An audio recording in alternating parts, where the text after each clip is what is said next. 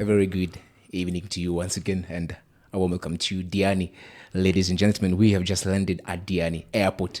And for your comfort and especially for your safety, please do remain seated with your seatbelt securely fastened until this aircraft comes to a complete stop and the seatbelt sign is switched off. And remember to look, there is a pocket in front of you for any small personal items you want to place during the flight, and to minimize contact with touchpoint areas, cabin crew will open the overhead bins for you. This application will be in batches, starting with the rows next to the door. And therefore, we urge you to please do remain seated as cabin crew open the overhead bins for you and do wait for your turn. Do disembark. And on behalf of Jumbo Jet Captain Eric Mutiso, together with First Officer Ruth Mwaura, and in the cabin, middle cabin attendant Chris Kainda, we wish you all a pleasant stay here in Diani. A pleasure having you all on board. Hope to see you all on board once again. And for all those on transit, either by air or by road, we wish you all safe journeys, pleasant journeys ahead. And to all the visiting passengers, we do hope that you enjoy the beautiful, magical Kenya. And to all the residents and Kenyans, we say, welcome home, karibuni nyumbani. I was your little cabin attendant, Chris Kainda. I have to see you on the next flight. Asanteni and bye-bye.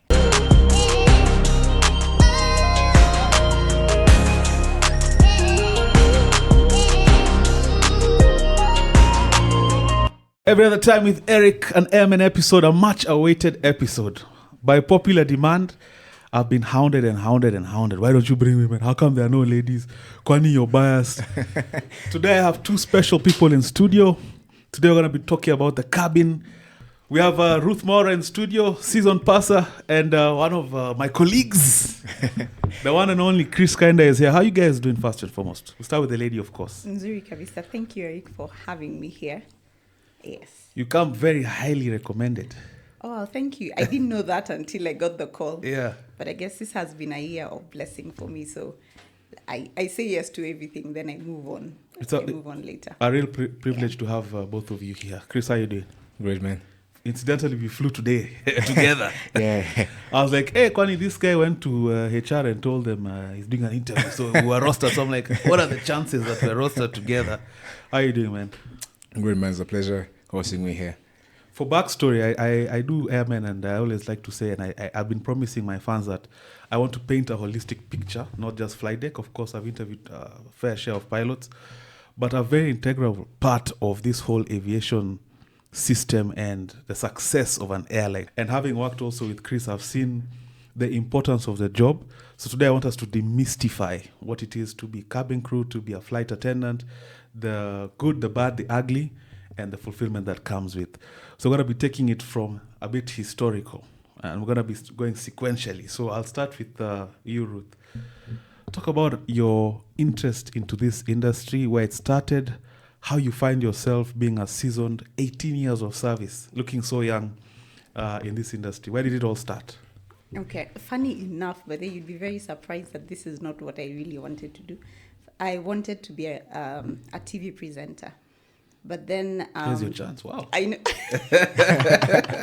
Actually wanted to be a TV presenter. But then at some point, I even used to rehearse those things at home. But at some point, I was like, okay, I'm not seeing any opportunities, or maybe I don't have any network towards that.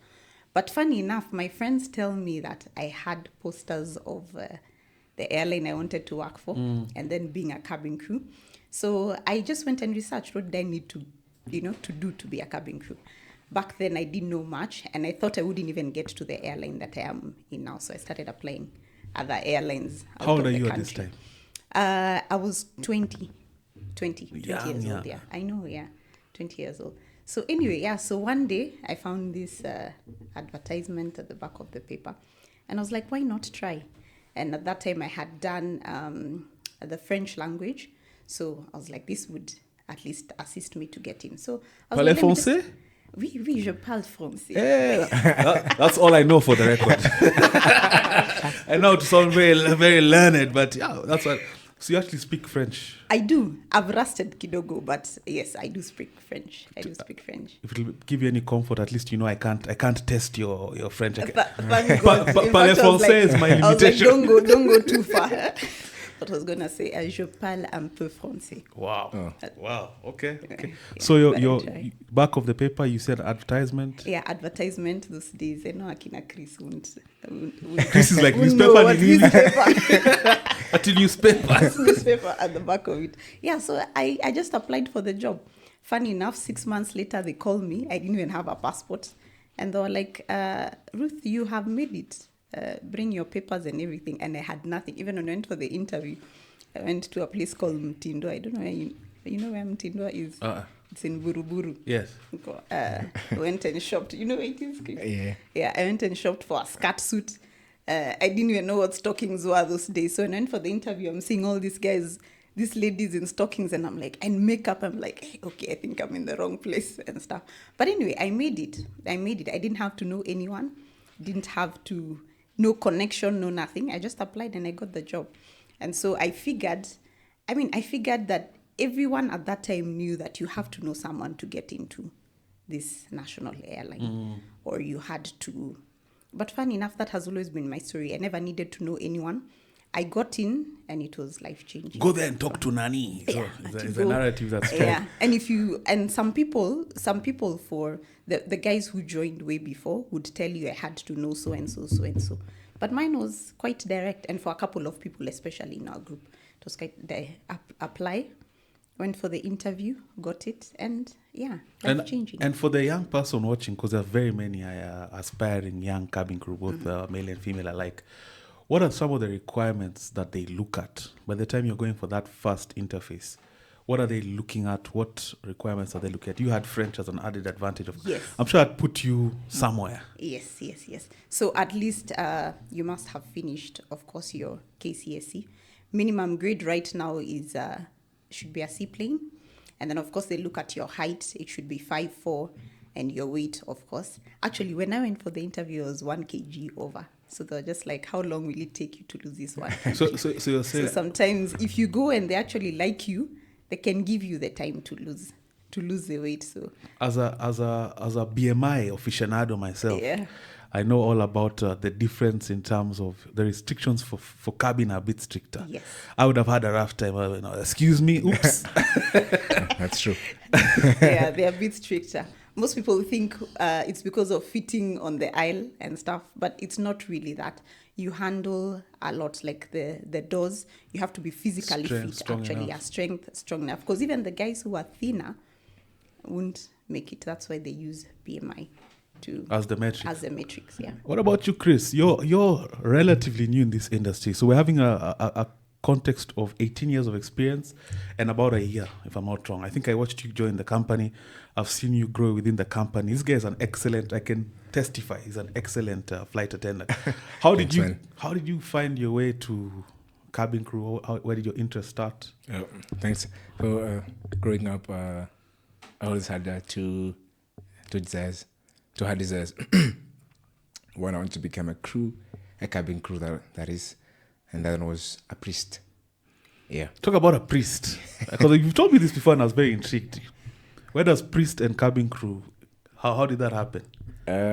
Growing up, I used to serve at the altar a lot. So Catholic? Yeah, I'm a Catholic. Staunch Catholic, that is. So I used to serve at the altar a lot. Actually, I remember His Eminence, the Candle Jew, used to come to our parish, and every time he came to our parish, it was like, where's that boy? Because I used to hold the shepherd staff and probably sometimes the mitre. Yeah. So I used to love serving a lot at the altar. I did that until I think I was 21. Yes. Still serving at the altar. Yeah. Our parish could allow that. So where did cabin crew, where did the idea even come? I remember recently asked my mom, because remembering my past is pretty hard. So I asked my mom when I was young, what did I love doing, or how did I say maybe I want to be? So I remember she used to tell me, tell me that you want to become a cabin crew, and then she used to wonder, what's a cabin crew? Because no one in our family maybe is a pilot, or maybe he used to work in aviation before. So I don't know where that came from, becoming a cabin crew, but I just wanted to become a cabin crew. I believe I used to watch Kenya Airways flight attendants. Big shout out to Madam Denise Chogo. I don't give you Denise Chogo. Oh, funny enough, I'm even meeting her tomorrow. Oh, wow. Shout out. She's like a legend in the industry. Yeah, Denise Still Chogo. there? She's still there. Yeah. So when I was doing my training at African School of Aviation, she used to come and train us. Yes, Madam Denise Chogo. So growing up, I used to love planes a lot. Nilikuwa ule msee mwenye ndege ikipita, I have to stand and just watch it pass by from one end to the other mpaka it disappear in the clouds. So the passion was there, and I can bear witness before flights, whenever we've been rostered with this gentleman, I always see him holding the aircraft, saying a prayer. As we do the walk around, praying for I don't know if that's a faith in our AMO, just your faith in God, of course. Actually, Eric, I got that from I saw when I was, I think, when I was leaving from Force, I saw that I was watching a Korean flight. So these flight attendants used to like tap the plane. I think it's like a ritual of sorts. Yeah, I see a lot of passengers do that. Yeah, they do that. And they're coming in, they just tap. Yeah. So me, I just go the extra mile. I say a prayer for the whole flight, the flight, the crew, the passengers also, and all that. So I'll come in contact with, and I do that before the flight and after the flight. Oh, you also give thanks? Yes, after the flight. Important as well. Sometimes I think we forget the after part. We pray before, forget the after part. But now back to you. So you're at the interview, you presented your documents. You said they look at your credentials. They also look at your physique. They look at your weight. Yep. And of course, physical appearance. What do they look at? Do you have to be good looking? Good looking is relative. It depends on the beauty is in the eye of the beholder. Yes. Let me just say that. That's but right. At least you have to have a beautiful smile. You have to be very approachable. Let me say that. Yeah, you don't want anyone with a staunch face, because everyone who comes in, and this is something that I've learned along. When passengers are boarding, this is the only time that you can actually, I usually tell my crew, you disarm the passenger. They might be upset because of what has happened, but whenever they come in and you welcome them with a smile, you tell them, you just ask them, good morning, sir. Or when they're bringing their boarding pass, sometimes I make jokes and I'm like, okay, yeah, 36F, just take the stairs to the left. Yeah. That time it's an Embraer, it's a small just crack a joke. And immediately you do that, even when you get to them and you don't even have a meal that they want, they're just like, it's okay, Ruth. It's okay. What else do you have? It's okay. So you have to be approachable. You have to have that smile that just makes someone feel like you're warm. Is that learned or is that trained? It's not even trained. It's something that's just in you. It's something that you're born with. Let me just say you're born with it. Yeah. You can't learn it because it shows your whole personality. It shows your character. Exactly. Yes. It's a people skills thing, yeah. It's like when you go to the reason why they say Africans are warm, when you go outside there and they're serving you, you will know a fake smile from a real smile, yeah. And that's what cabin crew are known for. You have to have a warm smile and a warm welcome. And from the time you on board or you're onboarded to the time you're actually now acting in the line of duty, what kind of training happens during that phase? How long does it take? How rigorous it is? We see all these videos online of guys doing drills, emergency drills. And how long does that process take? So when I joined, it was about 4 months, but now it takes about 21 days. Really? Yes, it takes about 21 days. But so what we do now, we make sure whichever crew are being onboarded in the airline I work for, usually you have to have done the cabin crew training before. Then when you come back, we are now doing a very quick 21-day training that includes, of course, the ditching, the swimming, of course, drills. You're doing also aviation security. You're doing first aid and medical. You're doing dangerous goods training. DGR. Yes. Yeah. Safety management systems. Crew resource management. Talk about the swimming a bit, because I know flight deck and cabin are like dread this. I don't know why. I think it's every 3 years. Or every 3 years. Every 3 years. People dread like, next week Nick on a drills and swimming. But I remember when for my company when we did ours, you see some funny things. Yes. Because I think a lot. Your job kind of depends on your ability to at least bare minimum swim. So no one is honest about their abilities. So their abilities reflect in real time. They reflect when you're there. But the beauty about it is that we don't want you to be a ninja, to come and be that swimming coach or something, because we all have life jackets. And you know how difficult it is to swim in a life jacket. So you can't do the breaststroke and the backstroke and all those things. You just have to have the ability to float. Just the confidence to be in the water. And then now, whatever you really learn is a drill, the theory part of survival, basically. Survival in the water in case of a ditching. So, yeah. Now, we also want to demystify some common misconceptions, because to the outside or to the public eye, a lot of times the cabin crew element is not looked at as a safety position. From the outside looking in, people think it's more about service and marketing, because a lot of times you guys are the face of the airline. Look at the cabin crew, look at their swag, turning heads at the airport. You see some airlines how they walk formation and it's just majestic. So people sometimes forget that the primary role is actually safety. So talk a bit about that, about this, the importance of safety and how fundamental it is to the role as opposed to the secondary roles that are also secondary roles, yes. So what we usually say, and this happens as part of the briefing, this is part of the things that the passengers don't actually see. Before we prepare for the flight, you have the pre-flight brief that we do as a team, and we talk about safety. What we know is that our main duty is to take the guest from point A to B safely, and this includes when we get there, we have to check our safety equipment to see whether it is serviceable or not. We have to ensure that actually everything we need in case of a medical case, we have all those things. And dreaded thing is that we can be able to evacuate those passengers in 90 seconds in case of an emergency. So that's mainly why we are there. And reason why we screen the safety video and we insist you have to listen to the demonstration, whether manual or a film, you have to listen to it because it's the reason as to why. It's a reason as to why we're there. It never happens most of the time. I can say in my 18 years, I've had one incident, but it was not even in the air. It was on ground and we had to evacuate. Then it becomes really serious because you could lose everyone.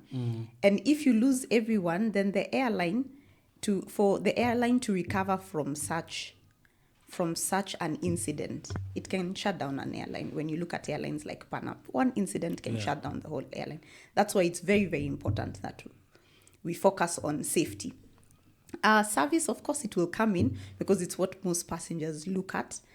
And that is what we will market because a passenger will not... They care, yes, but they just want to make sure that they have the best experience. They just look at the experience. They won't remember how many jackets. They won't remember how many, if I have a life jacket or where you said the exit is, because no one prepares for doom. However, when it happens, the risk of it happening it's catastrophic. You can't take that as an airline. So it has to be very, very important that safety is key.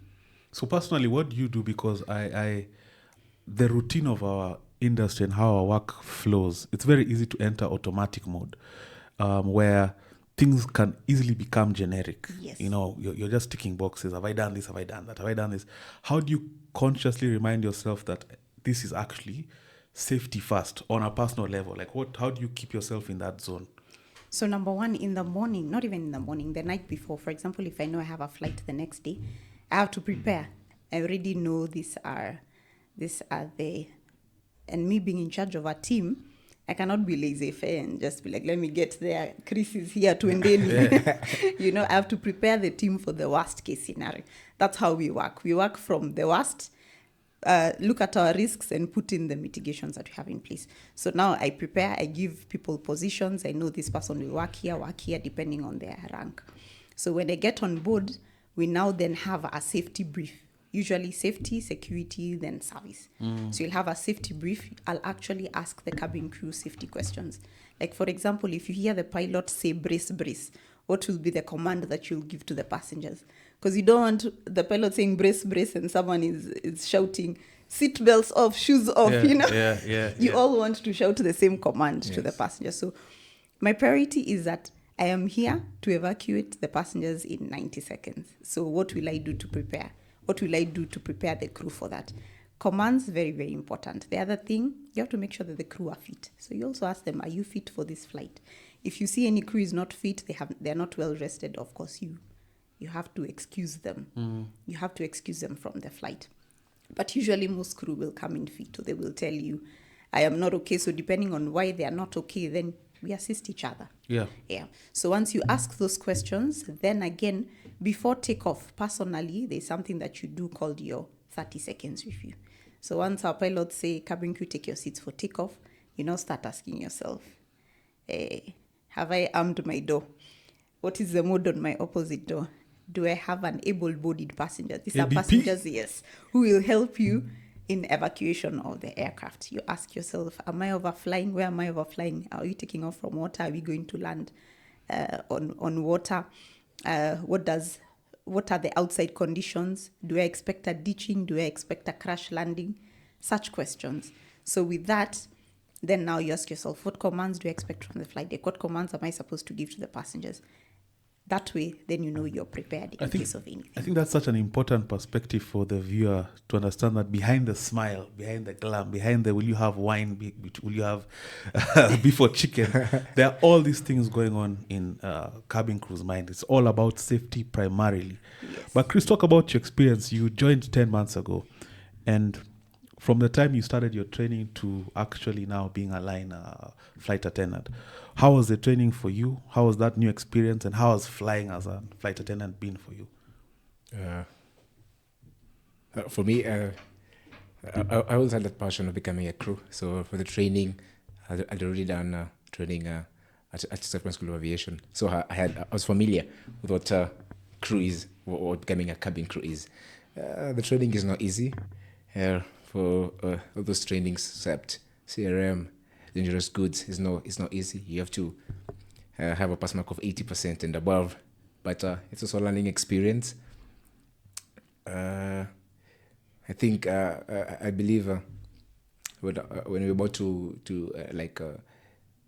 check out, our supervisor asked us, where do you see yourself in 5 years, or in 3 years, or in 2 years, and everyone was all over the moon. Like, some were, you want to be processors, others were, you want to join the flight deck team, others said that they want to maybe become supervisors, and she was like, hey, you want to take my position? Let me just laugh at that, because when you said that, I was asked 3 years, I was like, this is a stepping stone. It's a stepping stone. 18 years, I was still here. But there's a part perhaps I'm forgetting to ask, which is very important, because yes, you have the aspiration to be a cabin crew, but then there's the flying element where you're airborne. That's a whole other thing, being airborne in itself. Because I always see the new guys when they come, the first flights, you can tell, and especially in our kind of flying, it's a lighter aircraft, turbulence, we're going to the coast. Sometimes, of course, you can tell it's a bit unsettling. So how did you settle into that, the first few flights? How was that for you? The first few flights were... Any nerves? Yeah, definitely they were. Actually, I remember I did my first flight was flying to Diani, and you know the Diani. Oh, Diani. The braking and everything. So I had no idea about all that. Also about turbulence and the winds, the crosswinds. So when you learn Diani, I almost did my commands, man, because I was just by yourself. Because the passengers were like, what? And I was like, hata mimi nijipata nikisema tu what. So for context for the viewer, so they can understand, Diani is a challenging runway for 2 reasons. It's a short runway, it's a narrow runway. So us as a flight deck team, it's a prerogative to make sure we touch down early and we apply maximum braking. So of course with braking, for the people who did physics, remember inertia. So if you're slamming on the brakes, of course you will feel that impact. And for the most part, it's never in Diani. Do you ever get soft landings? Nah. Hardly. And in fact, a funny story. A few weeks ago, I got the privilege of flying my parents for the first time. And Diani is a captain's only landing. So I'm a first officer. And the captain had his hardest landing by his own admission in his career. This is a guy who has over 11,000 hours. So even, of course, now we disembark and my mom is asking me, what was up with that? I'm like, it's a captain's only. Did they think it was you? No, I was very quick to say it was a captain's only. We were together on that flight. I remember we were together. Oh, yes. So those are some of the things. So I've always wondered, because the flying bit, flying is a very, even flight deck, the first few flights, it's not as straightforward as people would think. Yeah. Even we get nervous initially. I know that might be unsettling for the person, like, pilots were nervous. I'm scared of heights. Funny enough, in our airline, Akina Malu would tell you they don't call them hard landings, but they call them farm landings. Farm So they don't landings. say that they're hard landings. Or sometimes The they say, rest of us are like, we "Hey, arrived." Captain, our backs on." But now also talk about another interesting thing. We've talked about a bit on safety, of course, service, but also security. I think over time I've watched that you guys are some of the best profilers, not only of passengers. I've seen you guys even profile the mood of the flight deck crew. Are you okay? Is everything okay? Very quickly. So, because you guys interface with passengers so much, is that something you have to be forced to learn, or is that a skill you pick up over time? Funny, I don't know about Chris, but my experience is that we learn it. We actually learn. These classes that we do, like aviation security, it teaches us how to pick up this body language. Because sometimes you might be focused on something else, but then when you're taught, because we are taught by people who are in the army, guys actually trained in, quite trained in aviation security and are able to pick up this thing. So you're told if this person comes, there are even people who come without luggage. You're already wondering, this one is going to Mauritius even without luggage. You already know you have we call them inadmissible passengers. We even tell each other, you tutarudi nae. I'm for sure they're going to come back, because you already know this. There's no way you're going to convince those guys. You're going to stay there with no luggage, with no bags. Then there are some who come in. That's how we know this passenger is not okay. This passenger is sick. And actually, this year, the last few years, passengers do not declare their sicknesses. This has been something that's been trending for us guys. And I've seen a couple of airlines are also facing the same challenge as well. So because they do not want to be on the no-fly list due to their medical condition, they don't declare. And so when they come on board, something happens, there's an emergency, and people don't understand we are not medics. Yes, we are trained, but we are not professional medics, and we don't have drips on board. We don't have all those equipment that it's not a hospital. Yes. And guys don't understand that it's actually not a hospital. So if you do not declare your sickness, we cannot be able to help you. So that's most of the profiling that we do. And we've got to, sometimes we turn back because someone is unwell. Or we think because they've tried to hide it and you cannot take that passenger. I've seen to turn back and offload. I've seen even some ladies hide the status of how far of their pregnancy, because there's a limitation to when you can safe to fly. When you can fly. It's a delicate one. And guys need to be serious, because you wouldn't want to lose something like your child on board. You live and you lose your life. And nowadays with diversion, sometimes a country can be like, don't land here. Because in this specific times, just like, so we tell guys, just declare. If you're, just go see a doctor, let them know that you're okay. And that way, if you tell us, we can know this is your problem and we can take care of you. So what is and I'll ask both of you, but I'll start with you. What is a good, nice day of flying and operating? What is normal ops? What is a day where when you walk away from that day, when you're going either back home or to the hotel on the layover, you're like, that was a nice chilled day? What does that look like for you? What does that look like? First of all, to start with the team. Because if the team is not happy, trust me, those passengers will not be happy. So for me, the team has to be happy. Then passengers disembark and they tell you they had a fantastic flight. That's enough. That's really more than enough. You can have all the chaos that you can have, but when the team is able to calm the situation, and when the passenger is leaving, they tell you, I had such a good flight. That's just it. You go and sleep. That, to me, is a perfect day. Gives you a lot of fulfillment. It gives me a lot of fulfillment, yeah. What about you, Chris? For me, first thing first of the team, because you get to fly some flight deck and some passengers, and you're like, today, this is going to be a good day. Also, for me, when boarding, probably, and then the passengers come in and they're interactive. They're like, hi, hello, how you doing? Morning. Yeah, all that. Others come in and they're like, hello Jambo, how are you doing? There was Zungus, but they're speaking Kiswahili, and then we're just cracking jokes there, and then maybe I'm like, I'm living my dream as a cabin crew. And at the end of the flight, I know this was a good day. And let me ask you, and I'll ask you specifically first, because we do the same routes. Are there flights where, because of course we go to about 9 destinations, are there routes that you just know is gonna be this route is don't be specific. We love all our clients and our passengers, but are there routes where you're just like, we're going this way, we're going in this specific direction. It's gonna be a long 45 minutes. Maybe I've sold it by saying 45 minutes. What are some of the challenges you face with packs, with crew? Hamnanga.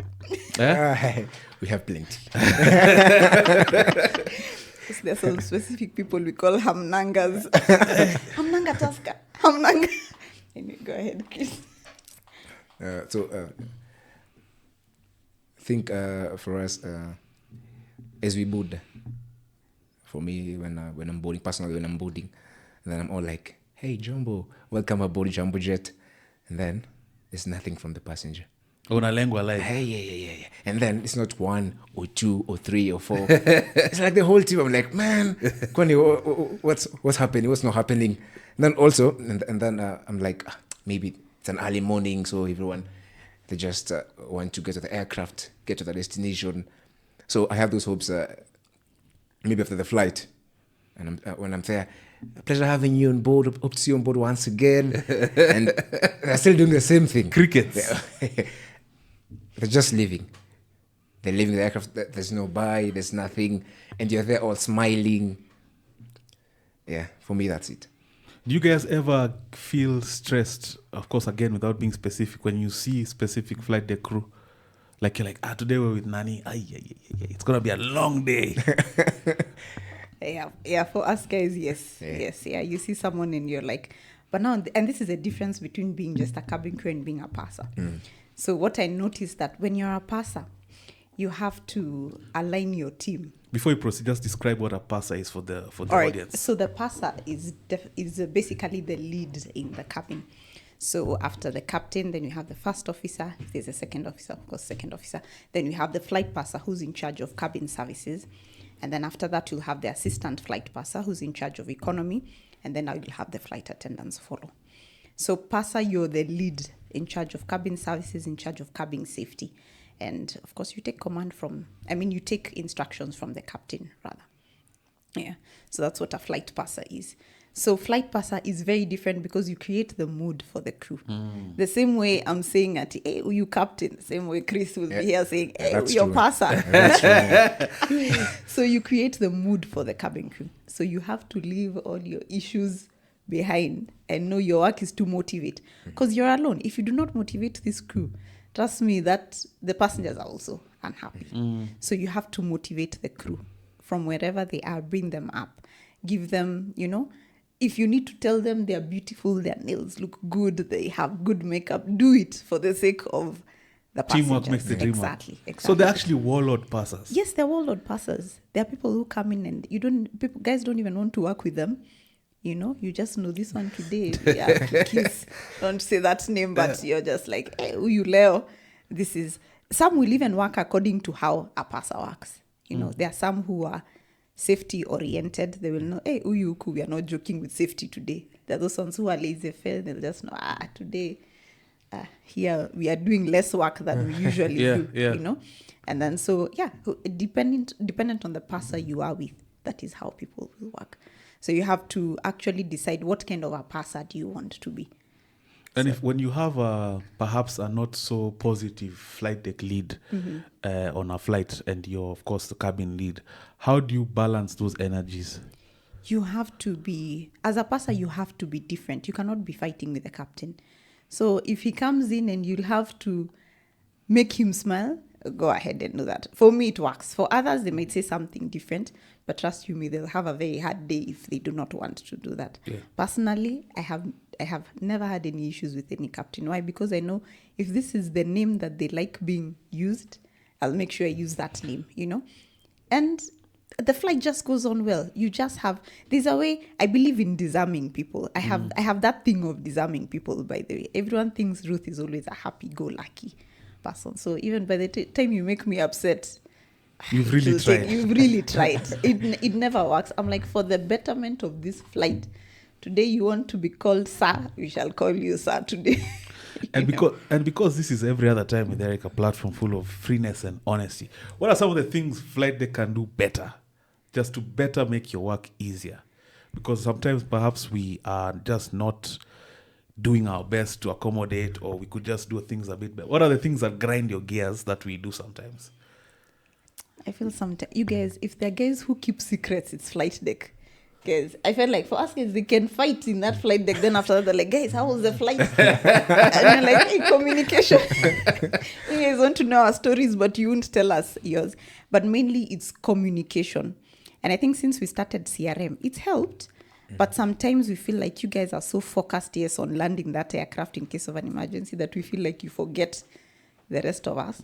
There's an incident one day, one of the flight passengers was telling us that she got into the flight deck and found the flight deck crew with their QDMs, rather their quick donning masks. And they're like, what is happening? Is there an emergency? You guys want to leave, but you're talking Well, for context, put a QDM on the screen for people to see. That's a quick donning mask. So that's once literally in an emergency. Exactly. So they're not notified the They back. had not notified the back. So when she got in, she's like, what in the world is happening? So of course, after that, they just said, they explained after that, but guys were like, guys, communicate, just communicate, let us know. So we feel like sometimes the other flight deck crew have a bit of airs here and there. So they do not deem it fit to communicate some stuff. But I mean, that's what makes the team. And I must say, because in my previous dispensation, I was flying a caravan, so there was no cabin crew. So when I joined this airline, it was a new thing. And in the sim, even when we're training, sometimes, of course, the instructor is always trying to remind you, by the way, you have to tell the back also. You're not just here flying. You always have to, because you can't just be safe in the cockpit, man. And then everything's going haywire in the back. It defeats the purpose, actually. And you usually feel like you guys are special. During, like, things like in a fire, like, don't go into the flight deck, keep it closed. Okay, yeah, we understand the risks are high, man, but we are in this with you. Absolutely. Yeah, so, yeah. But for us, it's just communication. We feel like you guys, it's usually top secret. Whatever happens there is just top secret. But you get to understand, because of your training, your priority is to land this aircraft. Everything else is a non-issue. So, but once I get to understand that sometimes, because apart from being a flight passer, I'm also a cabin safety officer, so I do some office job as well. So now I interact a lot with the flight deck crew, and I get to know why do they do the things that they do. So once you know that, you're like, okay, makes sense. Gives you a better understanding. But I want to talk about the glam, because you've traveled all over the world. That's, I think, a privilege that very few people get to have. Yeah. I know him definitely aspirationally. In his perhaps next dispensation would want to be somewhere where he can travel the world as well. So talk about your first few travels, how exciting it was as a young flight attendant, going to Europe, going to Asia, seeing the world. What was that? That was huge for me. That was huge because number one, I never even thought I will ever see another country, And I think that was more motivation as to what cabin crew do, and maybe why I wanted to become a flight attendant was just to travel and see the world. So I remember on my very first roster, I had a Joburg, and that time I thought a Joburg was a layover. For me, it was the first time getting out of the country, and I was like, hey, I'm going to Joburg. I used to tell everyone I'm going to Joburg. South Africa. Yes, South Africa, the very first one. But my first layover actually was Dubai. And it was something out of this world. It was just fantastic. Have you ever landed somewhere and you're like, God, thank you for this opportunity? And I think up until now, if there's something I appreciate and ask me why I'm here 18 years later, I don't think there's any other job that will give you that satisfaction of. And more reason why I don't think I can ever go back to an office job, because every single day is a new day. So landing in a place, and the crew were friendly. They were just like, we need to go here. We had a whole itinerary of things to do. For me, it was just breathtaking. I was like, Yani, I'm in another country, Do you feel like you're paid to travel? Almost. Because Malu says, Captain Malu talks about how his job, I'm being paid to go on holiday. It's actually true. You're being paid to go on holiday. And ask everyone else. As I said, it was a stepping stone. You find yourself here 18 years later. I don't think there's a job that will give you. And one thing about cabin crew job, which I realized when I got into the office job, is that you don't take work home. So you do whatever you can to your best ability. When you're done, you're done. If you remember, Eric wanted a Coke. When you're in bed, you're like, wow, seat number 17, they had asked for a Fanta. And then but if you didn't do it, you just didn't do it. It ends there. Mm-hmm. And that's why it's the easiest, because you have to give it your best. And once it's done, it's done. Mm-hmm. Like you've done a good job and it's done. These are the jobs you have to carry a laptop everywhere you're working. You have tasks that are incomplete. This one you never. And the money is good. I'll lie to you. Yeah, the money is good. Oh, the money is good. Definitely. But now also, does travel come with, because our industry is notorious for having, because of the always being away or always being at work, sometimes our family life is strained a bit. How are you able to balance that? How is that something you broach as someone who's traveling, especially the world? You're gone for like 3-4 days. Yes. It was difficult at first. Okay, when I joined, it was exciting because I was single. But now when I got a family, it became difficult. In fact, I had said after my second child, I would become like I'd have made my money and I can stay at home. But things didn't work out the way I wanted. And I still enjoyed the job anyway, because I was like, this is an easy job. You get good money. Plus, you can go places, put food on the table. You can do a lot with that money. So after the kids, I remember my first child and I had to go back flying. I cried. I was like, who's going to separation leave this baby? anxiety? Yeah, separation anxiety. I was like, what will happen to my baby? Am I a bad mom? You know, I had so many questions. But then funny enough, and thank God for Instagram and all this social media, you find I learned something. I was told there's a time that comes and you can never balance everything. There is no day when you'll have a good career, a good spiritual life, you're healthy, you know, you can be able to balance your finances. Give and take. There is no time. There's always one that's on top of the other. Absolutely. There's always one that you're concentrating on most. And it's okay. If you're concentrating on your career, definitely family will have to give at some point. So you will miss a birthday here and there. But the good thing with my company now, you can, what is this, like next month, August, I have a birthday for my son. I've already blocked a day. So unless something happens, they try and make it in a way that you can work around you can have your work-life balance. Basically. Plus your seniority as well. Yeah. That helps. No, actually, no. It's across the board. It's across the board for everyone. You get a chance to block your days off. You might not get all of them, but you're told like you have 2 days off that you can block, and then you can choose one flight that you want. So that works. And if you're in dire need really to be at home, it can happen. It can happen. So that works. But before that, before I knew that some things you can let go, it was really difficult. But family and then friendship, after 18 years, you come and realize, one of these, now and I'm turning 40, life is just lifing. You know, you're just like, whatever is important is important, whatever is not, it's not, and it's okay. You have fewer friends, which is perfect, by the way, because now you don't have too much influence. Say that again. You have fewer friends, but the quality friends, gets the stronger. Friends that you need, it gets stronger. You know, that's something I mull over as I develop as a human being, as I get older. Sometimes I feel like, you can feel the drift of old friends, and it's just natural. It's natural. But then I've reached that phase because I have some people pleasing, what do you call it? We don't traits. call them skills. Yeah, traits, yes, I almost said skills. Yes, traits. And I'm like, sometimes it ends up working counter to your own personal growth. Yes. And it's just a natural order of life where the older you get, things get a bit more separated. Yes. But I want to get a bit esoteric here before we go into like favorite destinations and the like. Are you guys spiritual? I am. You believe in God yourself? Very. Oh, of course, yes. Yeah, Mr. Priest. He was almost a priest. Yeah, he was almost a priest. I think our whole industry, today I was at the airport early morning and I'm obsessed with coffee. So even in the morning I was buying a coffee. There's just such a vibe to the airport that you can just not take away. There's just something about an airport. People are traveling. Yeah. It's still kind of breathtaking till today. Yeah. And I think because we take to the skies, and I think that's a realm in itself. So there's definitely some, again, like I said, I got a bit esoteric. There's a spiritual element to aviation, I feel. Do you guys ever get that sense? That's true. Like I like what Chris says, that even until now, if I see an aircraft passing by, like I have to stop and imagine. I'm like, yeah, that's usually us.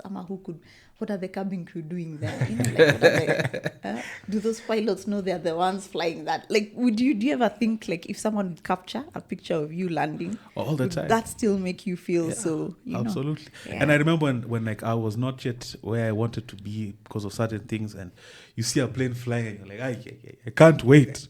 I can't wait to get back to the skies. But now I also want to touch on things about like favorite destination now from your POV, because you've gone wild. In the local context, I kind of know the challenging destinations, the 40-minute flights. You can take a guess. But some people are just a bit more difficult than others. Sometimes it's culture, sometimes it's just the nature of things. But you guys go north, south, east, west. Yes. What sides sometimes are a bit more challenging than others? Or do you have to put a different face in terms of being assertive? Yes, I'm trying not to say where, but of course west becomes very difficult.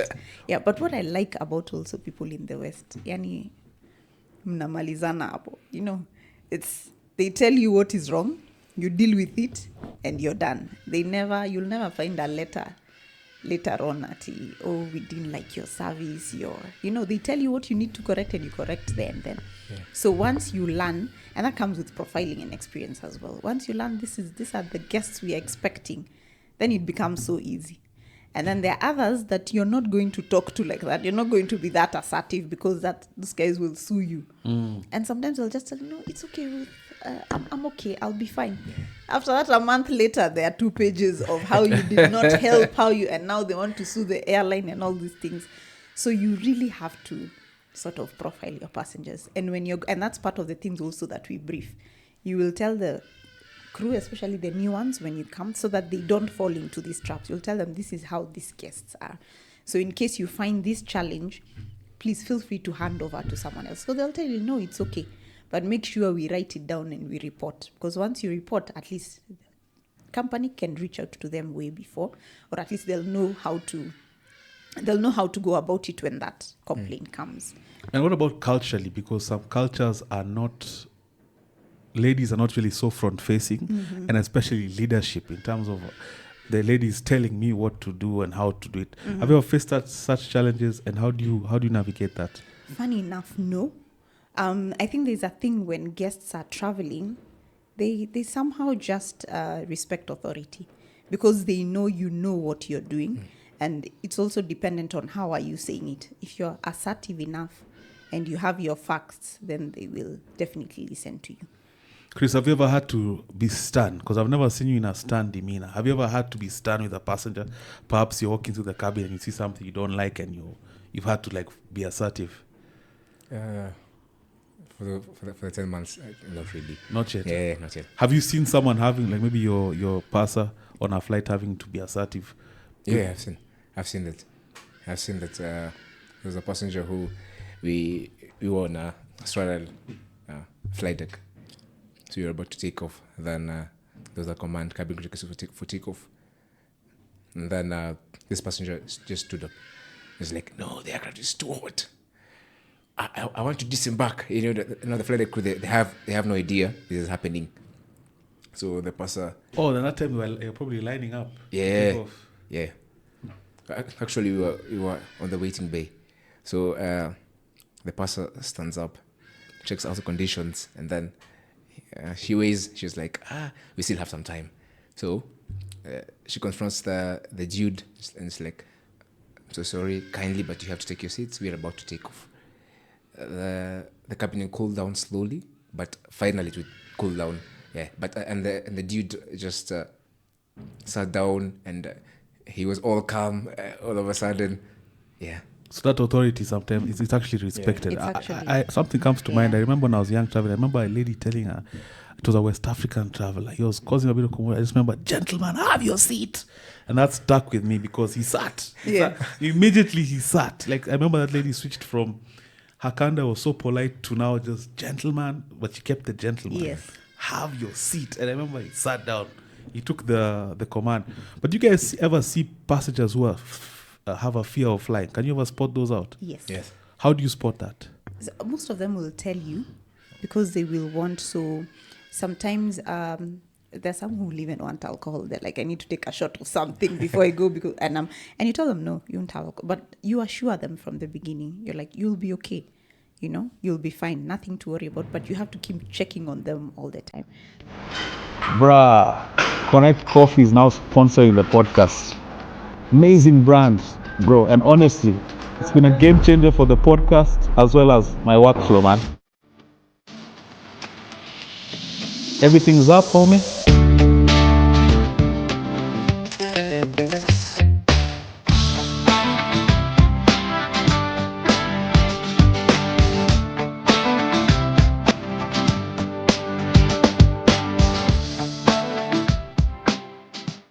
Sometimes you could sit them even next to almost where you are. So and that way, when you have that eye contact with them, they know they are okay. Because some of them, sometimes it's just turbulence. Some of them, when the plane is taking off, usually when it's taking off, when it's landing, they feel like it's going to crash or something. Yes. Some of them also sit them where you can have some eye contact with them. It makes them feel safe. Yeah.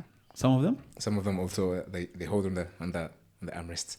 They're like, Or you can see them. you can see them. And also some are like, so they're first on flies. Yeah. But we also have in Kenya. We're living in a country with we have big people. We have Engineer Nani, Dr. Nani. I am so and so. I'm the head of what? How do you deal with such packs? Because me sometimes over here from the cockpit, I guess hear guys announcing who they are. Like.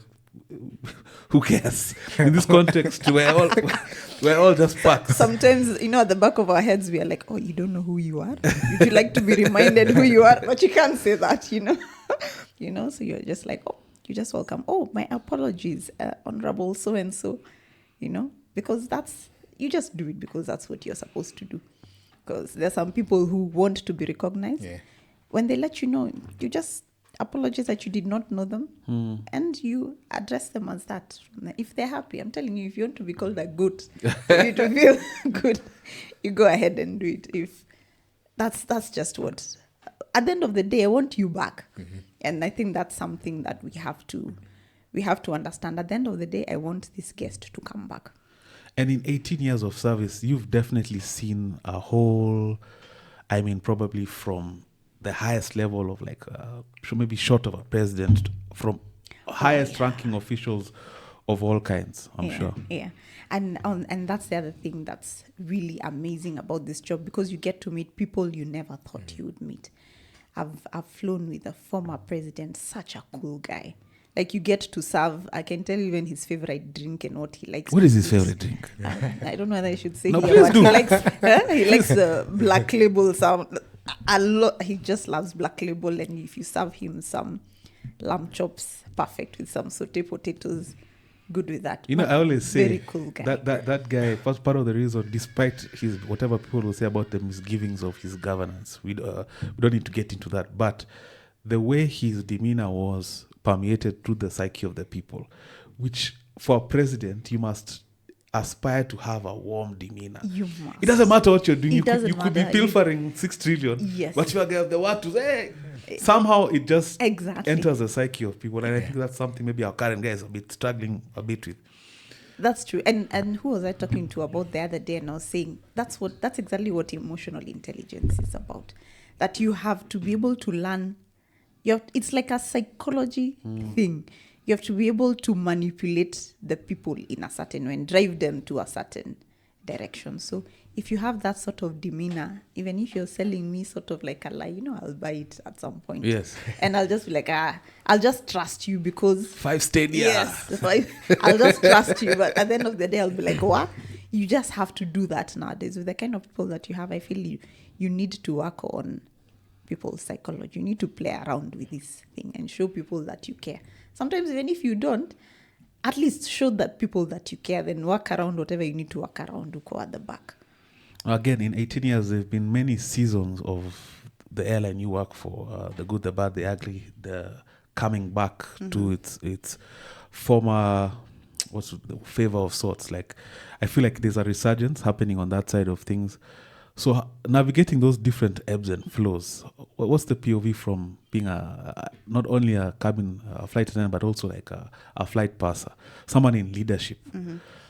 What I have learned, and I'm glad that you've mentioned that, because it's all about the leader. If the leader makes you feel important, and I think that's what is with our current leadership right now, he makes us feel like we are important. And trust me, you're even going to work for free because of that guy, because of how he makes you feel important. And that's what brought back the company where it is. Because people talk about KQ crew being one of the warmest cabin crew ever. It doesn't matter what is happening, whether the aircraft has an issue, whatever you're going through, despite, and sorry to say, even in other departments, like if there's a group that has held this company to where it is, it's cabin crew. They just do a fantastic job. But it's because of leadership. Once you have someone who you feel you believe in, and then we have a man who keeps his word. You have to, as a leader, you have to keep your word. If you say this is what you're going to do, this is exactly what you're going to do. I'll give an example of, we had some staff who were laid off during COVID. One thing that he said is that, I know you have to go now, but I promise when we have the need for more crew, you will come back. And for sure, all of them are back. Those ones who wanted to be back, they are back. He kept his word. So you tell me, in hard times, you'll follow the lead, because you know this guy will, yeah. And so that goes back to me as a leader. I have to make sure I keep my word, even to my crew. Whatever I say, they usually say the worst thing is that if you don't make a decision, that's the worst thing. Just make a decision. Good or bad, make a decision. If you're able to justify it, that's perfect. Even management will be like, oh, okay, you made a decision. You can justify it. Go ahead and do it. Are you guys unionized? Yes, we are. Talk about that a bit, because I know from the flight deck side of things, the union has really helped keep things or negotiate for the benefit or the welfare of a flight deck crew. Yeah. You guys are also unionized. What's the name of We're the also unionized. It's called KAU, Kenya Airline Workers Union. So it's more of, it's integrated with ground staff, with engineers, with, I think, people from transport. So basically not only cabin crew, it's integrated with other departments. So to be honest, it has really helped, because it's like in 2009, it brought up a major change. And so they did the whole work evaluation things, and our salaries became way better. So it's important to have that union. The pilots one, if I compare, we usually use them as a, as the litmus. As a, yes. If these guys get something, we're like, kumbe, there is money. We also, let's also ask for something. But it's a good thing, to be honest. But also getting into the management part of management end and seeing how things work, the best way is to have the two teams working together. The challenge with us is that disciplinary-wise, sometimes the union doesn't come in as much. I don't know if that makes sense. Yeah. The company wants, if you're in the union and you need to discipline people, then that way the two of them have to come together. If your people are wrong, they are wrong, and they work from that aspect. Also, it can't just be utetezi for the sake of it. Yes, but when I compare the pilots union and this other union, the pilots are more or less one force. Yeah, this other one, it's not as strong. Why? Because they also don't penalize their members, rather. So, for example, if we say today we are not working, for sure there'll be like 500 people who are going to go to work. It's not going to work. Oh, so you end up looking like... Exactly. You can easily have... Saliti. You have a lot of salitis there. So what I can say, it's a good thing, especially for the workers, because that way, as long as you're unified, then you get what you want. For the company, it doesn't work. They don't want it that way, so they have to sort of like... They have to balance. Yes, they have to balance and make sure you're not all talking the same language. So that way they have a higher negotiating power. So for cabin crew, that's where we are. We don't really have a high negotiating power, but we have a management who sits and they understand that we need to do. For example, for flight passers, before would be paid using block hours. You'll understand. We'll be paid using block hours. Now it's duty hours. So you'd find that someone who's junior like Chris being paid duty hours because you only need one flight passer per flight. But when you look at the 787, you need one flight passer, one assistant flight passer, and about 6 flight attendants. So Chris will do more JFKs than I will do. JFK has more productivity. Yes. So you'll find that Chris at some point is earning more than I am earning. So now when that was brought up to management, it changed because they're like, okay, how will we then motivate our people to grow if they're not earning better? So you see such things. So union comes in with management as well, and they're like, hey, nobody So do you wants think to duty be should be the promoted. standard? So now duty is now the standard. Are you, for the people watching in management, on our side of things, duty should be the standard. Duty should be the standard. Because I saw I have classes next week, and I know for us guys class, you lose productivity because we earn on block. Or you earn on block. Yeah, unfortunately. You earn on... So now you should negotiate. Please, look in that camera. Because you see, like for now, even I'm on standby, I'm earning before you wouldn't be my. earning. Yeah, now I'm on standby and I'm just earning. I go to class and I'm earning because I'm on duty. I think that should be. So it's a good thing. So whether I do double Mombasa or someone else goes to JFK, you're still earning. Yeah. Now, amidst, of course, safety, security, and service, you described an incident or a hair-raising moment, and I'm sure there've been several, maybe at different degrees. Yes. Describe like 2 incidences that called you to have your A game and all the training had to kick in. Oh, so in real time now. Yes, so there's one particular incident that happened in 2009, if I'm not wrong, either 8 or 9. You were in class? 2009, I think. 6 or 5. And yeah, I am old. This is where... and it feels like just the other day. And so we were just parked next by boarding passengers. So we were waiting for one VIP to actually board. So I was the junior most crew and I'm closing the bins, waiting for takeoff. Then all of a sudden we hear, attention cabin crew, evacuate. So you see, when there's that these things, and you see for cabin crew, you really have to be alert to sounds, certain commands, and goes back to the briefing. And I was telling you, you have to be ready for certain words that come up. You know, this is not good. So evacuate. All you're thinking about, I need to get to my door.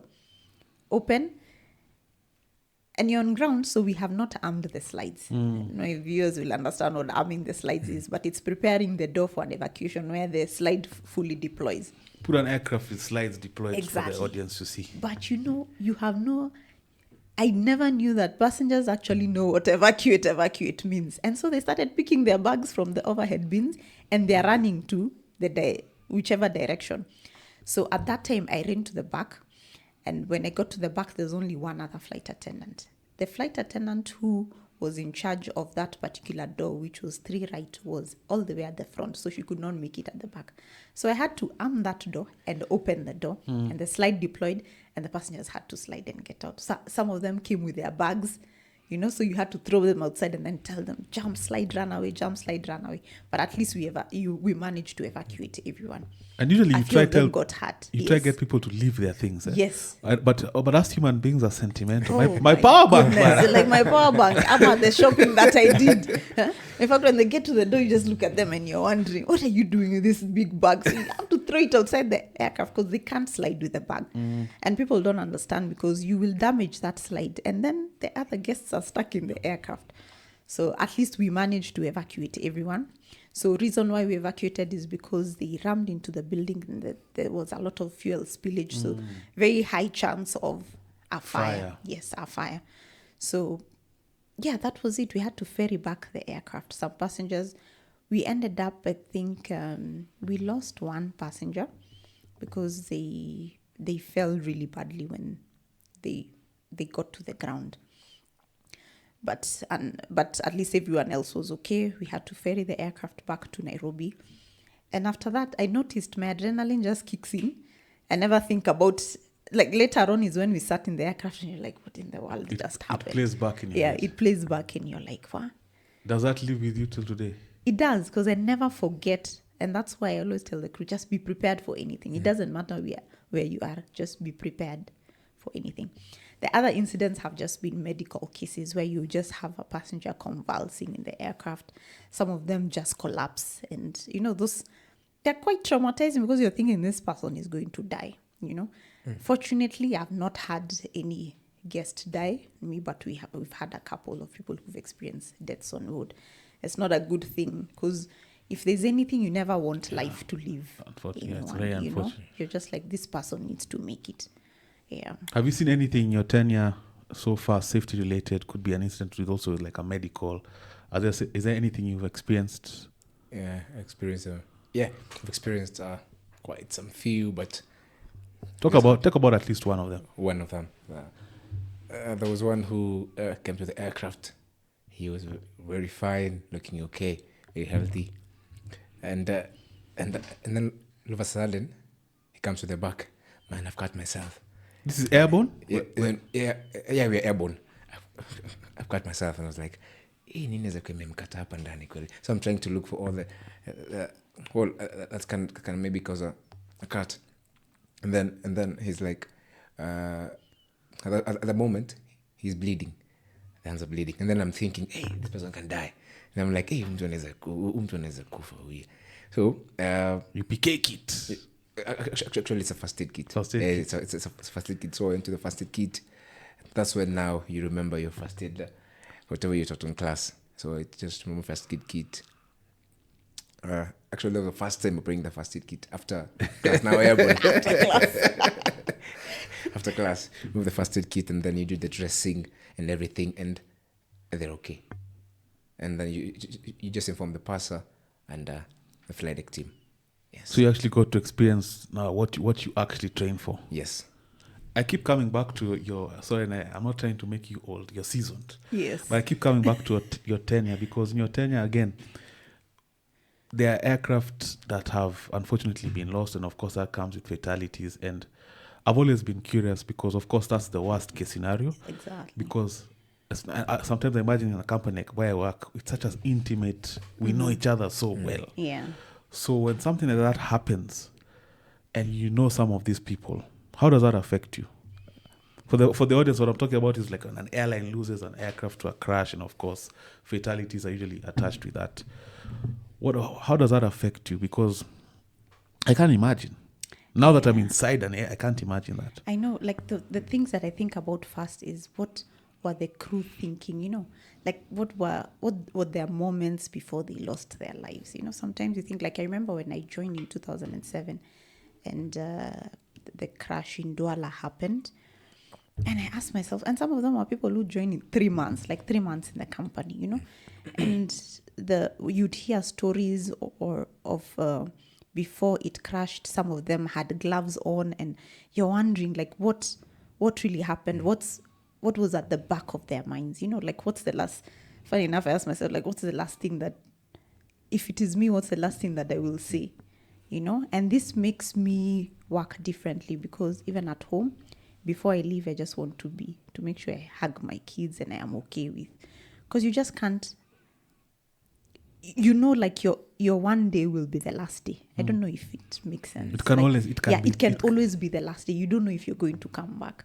So and it really works with how I live and how my character is as well. The reason why I'm always happy, because I'm like, there's really no time to be sad, Life is short. Exactly, life is short. You can't be sad. You can't be going around being mad at people, because you don't know if you'll see them the next day. So you think about it and you're like, this could be the last day. So live your life and just enjoy it to the fullest, love the people that you need to love. And yeah, it's just because you can imagine something is happening and the plane is going down and you're like, what? I didn't even leave people when they were happy at home. Or Exactly. Whenever I have an argument with my wife, especially if it's a flimsy argument. Yeah. Because us guys typically do like a 4-sector. I'll make sure as soon as I land, I'm like, hey, because you never know. Yes. You don't want to end things on a exactly, or rather leave things on a weird note. Yes. So you just think of what were those crew, what were they thinking, and it's just sad. Could they have done something better? Could they have opened those doors just before landing? you know. And now with my background of cabin safety, you're always looking for the root cause, you know, like what, or what could aligned we in change? this Swiss cheese model? Exactly, what aligned this is there somewhere we would have put a mitigation somewhere to stop this, or what else can we introduce in the airline industry for us to make sure that we save more lives, you know?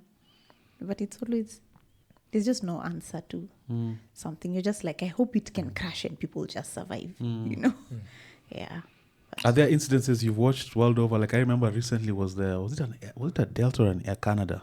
But the incident happened in Canada, but you saw the cabin crew handling it so well. Yes, I actually saw that. Yeah, I saw that. And that was an encouragement because you're like, this training that we do, it actually really, really works. It actually works. And then now people see the importance of leaving things behind, if that makes sense. So sometimes I even thought about, can we have like a central lock for those bins in the cabin? Yeah. You know? Yeah. That way when you're landing, no one can ever open those bins. And if you're getting out without your luggage, you know?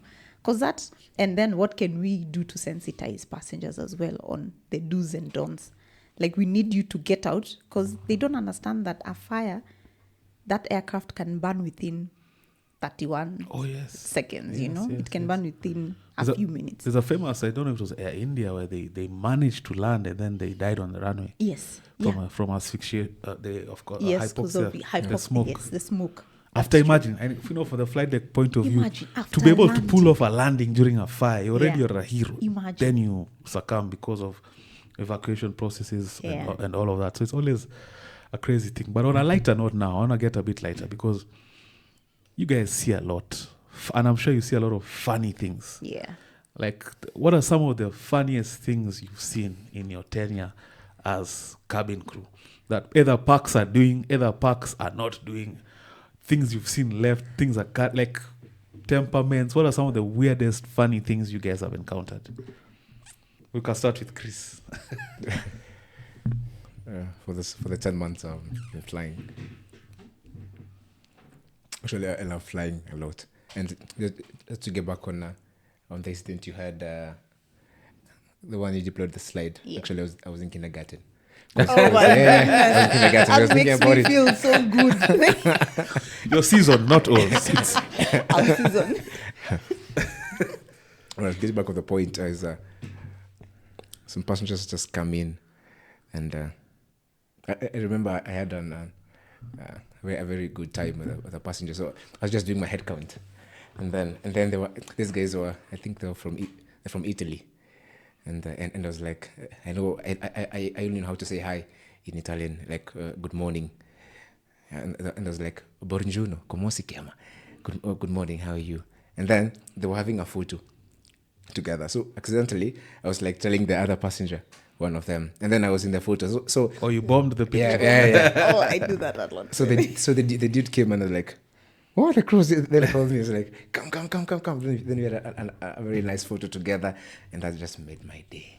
Some nice happy moments. Yeah, just made my day. So, but moments are Strange things you may have seen.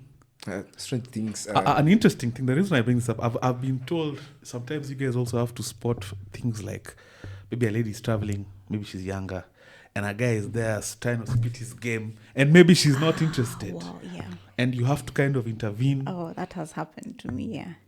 That has happened to me, actually, yeah. I saw this lady seated next to her, I think, and the gentleman was just having alcohol. She was on the window seat. So I'm going to serve her, and you can see she's really timid and just facing down. And then this guy keeps talking to her, and you can see she's trying to really avoid.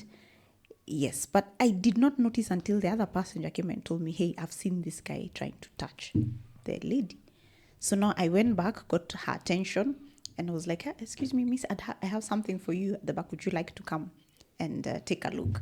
So she came, and I talked to her, asked you, are you comfortable sitting next to that gentleman? And she started crying and telling me, no, she's not. So I found out she was going to India, actually, to study. And then now, and I was like, okay, at some point I didn't understand why she can't say, but maybe that's just her demeanor. And sometimes they know the passengers to prey on, people who are going to study, apparently I got to learn that it happens. Oh, that's a lot. theme. Yes, it's a theme. They know when these guys are going to study, and they don't want problems with the authorities there or with actually the residents there. So they try to, they try to be nice. But now this guy had started touching her in flight, So went to the guy. Thank God I had some gentlemen in the flight. So we called him out, went talked him to the back. Some guys were, don't say they wanted to rough him up, but they were so upset they actually ready. wanted to rough him up. Yeah. He apologized, but then unfortunately there's so much we can do if the passenger does not want to report the case, because it's now your word against this other person. So she did not want to report, but at least we got to change her seat from her. And we apologized, because this can actually escalate into even them suing the airline, because they're like, why did this person sit next to me and all that stuff? But at least we got it early. So there are those strange and bizarre things that happen. Another thing I don't understand is passengers who go to the washroom without shoes. Hey, yeah. I do that a lot. Understand that at all. Oh my Like, God. but do you know how dirty this thing is? Everyone is using it, and then Planes are kind of, because yeah. we do quick turnarounds. Exactly. I've seen how cosmetic, yeah, maybe I shouldn't say that, but it's cosmetic cleaning. It's more for the eye. So guys walking there barefoot, you guys. And you're just like, wow. And then some of them, the way they struggle to open the doors for the washrooms, I find that so funny. And you're trying to tell them. Others almost break the door trying. Most of them go for the cigarette, Yes. holder, instead of the door itself. Anyone try to go for the door, I the don't other know door? why No, that- the Oh yes, some of them even try go to if it's the flight deck. Some of them will try the flight deck. Others will go to the bunkers, where, because on the 787 you have the crew bunkers. They'll try and open, but I don't know why some of the handles are actually like door handles, but no one never figures out how to open that toilet door. It's like it's different. That's a funny thing for me. For aircraft, like some try to open the cargo hold, Yes. and then they could, yes, they could from the front flight deck. From the flight We deck. actually get an indication. Oh, is it? Yeah. Actually, they open, they get in, they're like, They can get in. they can't see the bathroom. Yeah. And then they come out, and then they leave again. And it's like, actually, we do the PA. Uh-huh. The lavatory is gathered at the front of the cabin, right hand side, but they never listen. They're always going to the back. Some come, the funny one. Some come, and then we are at the back of the cabin, and maybe we're having breakfast, and then they're like, "This is the lavatory," and then back of my mind, I'm like, "Can I eat? Can I be eating Can I be eating in the lavatory? Sure. Can I be eating in the lavatory?" Yeah, but there's funny moments. I don't know if Chris, you guys, do you usually get like memory loss or something? I mean, you haven't flown long enough to experience that. But if for the cabin crew who've flown long, and I don't know if this happens to the flight deck crew as well, you get to forget so many things. Just try asking one of the crew, like when they're coming in and you ask them, "Where are you from?" They never know where they're from. In a context like ours, especially because we do, like I said, I think there are 8 or 9 destinations, and every day it's kind of, the days you can't remember. Jana, what did I do? I was at work. Where did I go? What did I do? All the days start looking the same. Like, yes. Where were you on Thursday? I'm like, Thursday we were in. You cannot remember for the life of you. Is it muscle memory? I don't know. Is it because we work through muscle memory? Yeah, a lot of Something of the sort. A lot of things are but muscle. for us guys, something funny that I'll never forget, because I was doing service in economy, and then we are serving tea and coffee. So the way you go and say, would you like some tea, coffee? Serving some tea, coffee. And then a guest asks for a blanket. Next thing you're like, serving blankets. But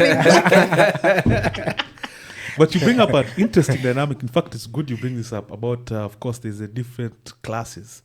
There's, of course, economy, you have business, and you have first class. Yes. As a passer, you're dealing with first class. Yes. Are first class clients, are they easier to deal with, or are they more demanding? They're the easiest guests to deal with. Easiest because they've flown a lot more, so they know what to expect. And most of the time, they don't even want anything. Because they're business guests, they don't be bothered. They just want to sleep, mostly because they're going to have a meeting or just work on their laptop. But you'll have those once in a while people who it's their first time there and they want to try everything, They want to try all the drinks. They want to.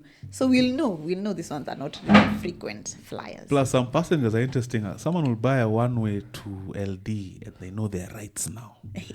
Can I see the CEO? I want to see the CEO. Hey, guy, what a one-way, man. And then in this ever-changing world of ours where we've also had to change even things like PA from good afternoon, ladies and gentlemen, to esteemed guests, because now it's not just ladies and gentlemen. Oh my God. We have ladies, Let's not gentlemen, and even others. start. And different others. Us guys, we refuse to board that one. We are still not yet.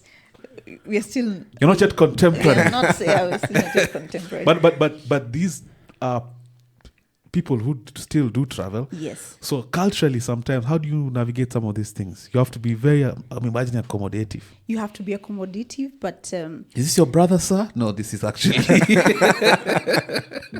I know, in fact, many times I've gone and called someone sir and yet they are ma'am. You know, when you look at them, you can't even tell, are you sir?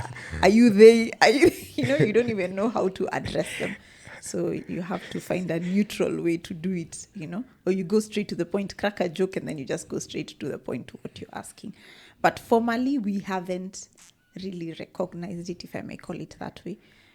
And we go as per our procedures. If we do change, then we will have to elect that. Yeah, esteemed guests. Esteemed guests. Yeah, esteemed guests. That's a nice one. Now, off camera, of course, we're talking about, and of course, here we have two generations, and you've worked. We're seeing, of course, now a lot of the workforce is made up of Gen Z, and of course, we live in a country where Gen Z have kind of shook the whole way of that, or the mentality, or they are challenging the mentality of the whole country. Like, you guys are doing things a certain way. This has brought us here. This is how we do this. And now us guys are saying, let's do this. Now, as a leader, how has it been navigating, of course, because a lot of the people even watching now who are aspiring from that generation, how has it been leading these people? What I liked off camera that you said was, and it's very rare to hear this, is that you were talking also a lot around the positives that you've learned. Yes. Because I feel like sometimes people have a very standoffish, these Gen Zs, maze, they're lazy. Man, these Gen Zs work ethic, maze. But you were talking about the things you've been able to learn that you even think that could be incorporated. Yes, because one of the things that I've actually seen is that they're more efficient than we were. Us guys used to work hard. These guys are working smart. And as a leader now, you have to have that adaptability. You have to be very adaptable to change. Because if it's making the company money, you will have to change and go with that flow. So, and then if it will reduce also what is it? If it will cut on costs, and if it will reduce on the time that you're using to take up a task, then we welcome it. You have to be that leader. And the good thing is that at least I got to get trained about how to deal with Gen Zs as well as a passer, because you can't be hard-lined on, this is my way of thinking. They come with such great ideas, and you have to be open, because if you're not, they now are the majority in the cabin. So you don't want to be the only one there stuck up with your ideas, then you won't be able to achieve the target that you want to achieve. You talked about a specific weave. But what about you, Chris? You now on the other side of things, how has it been working with some of the most senior passers who are perhaps from a different generation, different philosophy of doing things? How has it been for you? For me, I feel it's a learning experience. Even right now, the experience she has, I'm like, what? So for me, it's a learning experience. But sometimes also you're like, should have done this better off. For me, that's it. Yeah. Now, because we can't leave our audience, especially the aspiring cabin crew, what is the path in 2025 for someone who wants to be a cabin crew? What is the optimum path for someone who wants to be cabin crew? How would you advise? Someone came and told you, hey, I like what you guys do. I've loved this episode. I want to be a flight attendant and a passer one day. What should I do? What would you say? I think maybe I'd start by look at, of course, the company that you want to work for, and look at their background, study more about what exactly are they looking for, because I've seen companies are definitely different on what they're looking for. And so study about the company, because that's very important. The other thing is that you have to aspire to also to grow past that. You want to go, yes, you want to be a cabin crew, you will travel the world, you'll do all those things, but aspire to do more than that. The one thing that I find challenging with being a crew is that most of the people are unable to do other jobs. But for us, we've come to find out you can actually go into other different sectors, especially if you get into things like safety. There are others who've moved from cabin crew to HR to finance. You have to want to grow because it's not something that you really want to do. I find it perfect for the guys who are young. But as guys grow older, then you either decide, yes, this is my career path. And the good thing is that you can choose to do it as a career. It is perfect, but you're going to lose on a bit more stuff that you want to lose, that you might lose, socially. You get to lose a lot. However, there are a lot of gains in terms of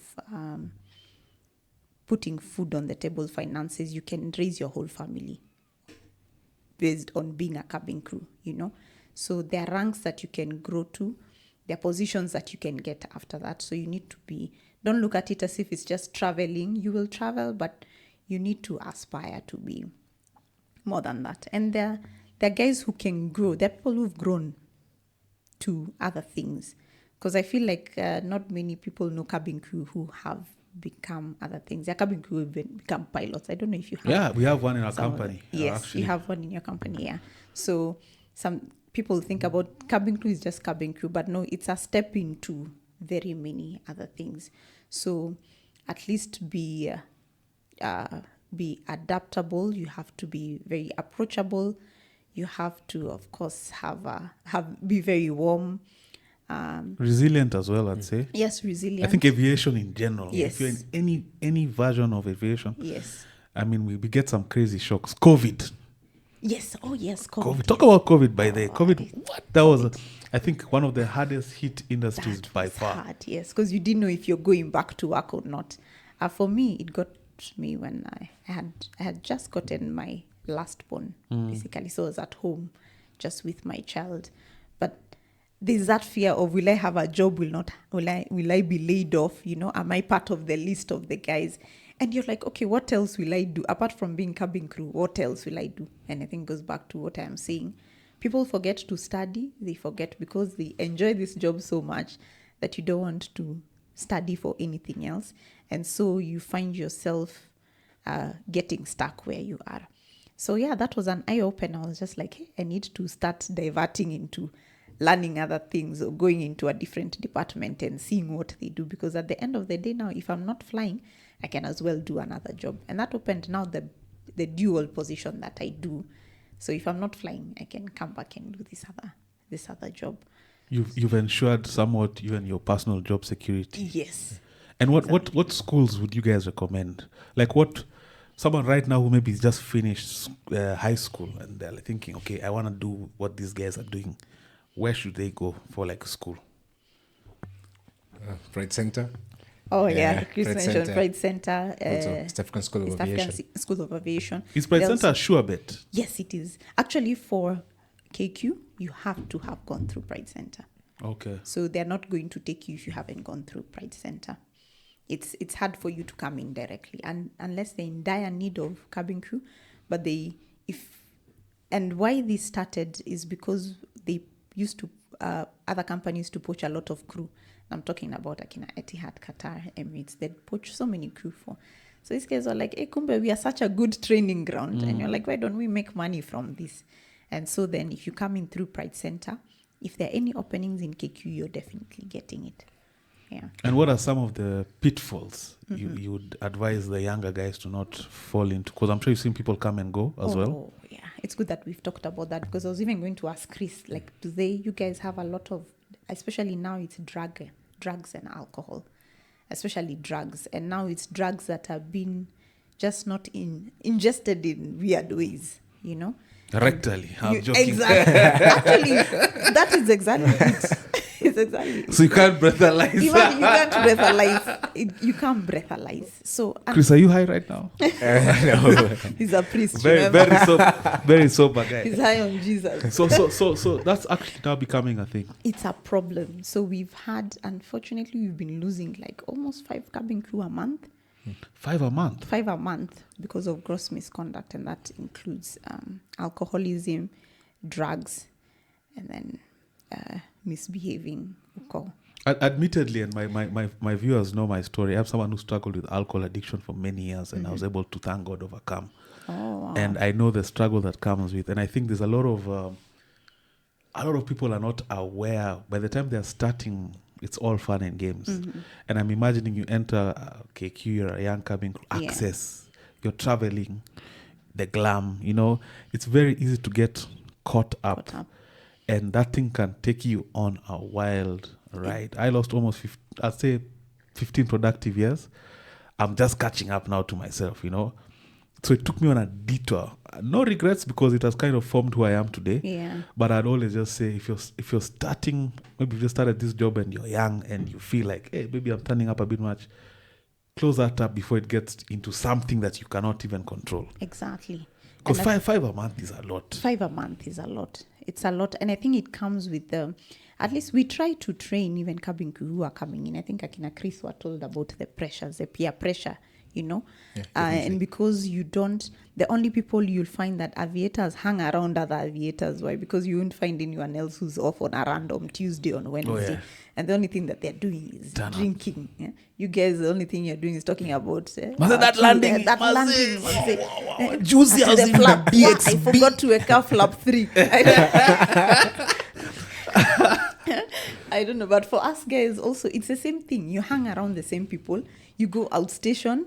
You have 3 days. What are people doing? Drinking. That's the only thing that they're drinking. So if you don't immerse yourself in other things, or you don't have a circle whereby instead of going to drink, she can either Kina Chris and go to church or something. Yeah, guys, there's a praise and worship happening in my room B24. Please, guys, come. There's a Bible study happening. You'll definitely end up into that. It's difficult. You actually have to say no to so many things. And it's hard because you want to be the people pleasing. Like for me, I had a problem with saying no. Telling someone no was a big problem. It's the folly of, I'm 34 and that's been one of my biggest turnarounds. You just find yourself ending up doing things you didn't want to do in the first place because of the inertia of, no is a full sentence. I think no is a full sentence and people should respect it. It's that simple. Yeah. I don't need to explain too much. I had to read a whole book to actually understand. Actually, right now, sorry to cut you off. Yeah. Right now, that's what I'm actually struggling with. To say no to telling you.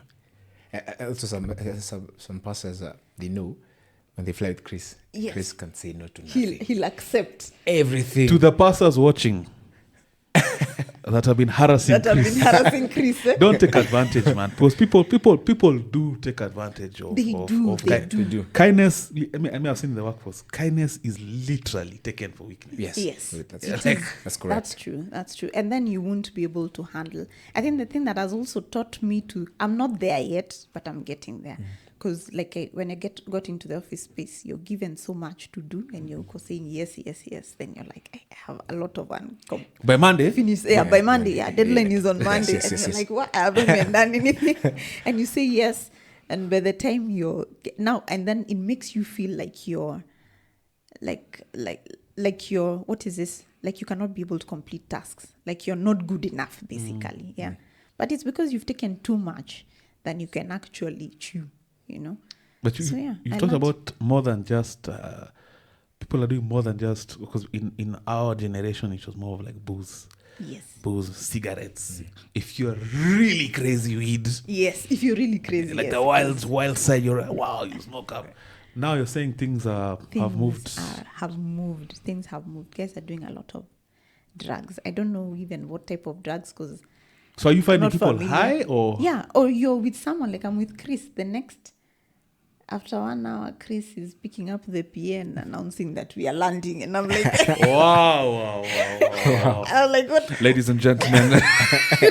We've just landed. You hear the captain, ting, ting, ting, like what is happening, And then you find out that this person actually has just secretly been, I don't know, either taking some cookies or taking, I don't know whether there's this thing that's called velo, or something. Oh, velo is yeah, the velo. one people put. Yeah, I don't know. The things that people are taking to make them high really fast, And there are guys, maybe because they are shy, the way you're saying, Chris, you're shy.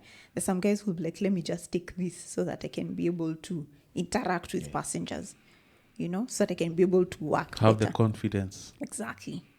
Wow, man. Yeah. Where we are landing. We've had some crazy stories. Of course, the rumor mill in aviation. We had a top of D. Guys start priming for the rave, top of descent. And so by the time we land, we've chemcad a nice one. We're ready now to go out. I had a crazy one about people having friendship relations on board. I was like, really? Caught by a passenger. Is that a true story? What's that? Even me, I don't know. We call it, I don't know if it's a cruise story or a true story. I have no idea, but apparently people think it is true, but I don't know. I think that's Mile a High bit Club? extreme. That's wild. Mile High, some of these things I hear, they happen in aviation, but I've never seen myself. When you think about it, practically, man. Yeah. we're too But maybe busy. I have, personally, I have never seen, but I've had guys, there are guys who have storos, paka, you're like, wait, okay. This is what happens here in the cabin. But I have never experienced personally. One thing I also say is important because no one knows. We learn through experience. Yeah. How important is it for you to, or for people to take up mentorship? And mentorship is not always direct, that we meet every Tuesday and I mentor, How do you ever feel like you naturally fall into that role and like, I need to kind of help these people, guide them along this path? Because I can see there, if you take that step, it's going to lead here. How important is mentorship in this whole dynamic? It's very, very important. Like for us now, it is something that is even now assigned to us by our managers, that you have to mentor at least 5 people. But now the thing with mentorship, not everyone is a leader. It has to be people coming to you.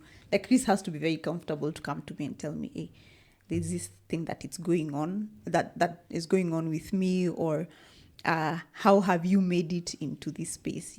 How you, like, people get surprised, how am I a cabin safety officer and I'm still flying? Like, how do I get into the office to do these other roles?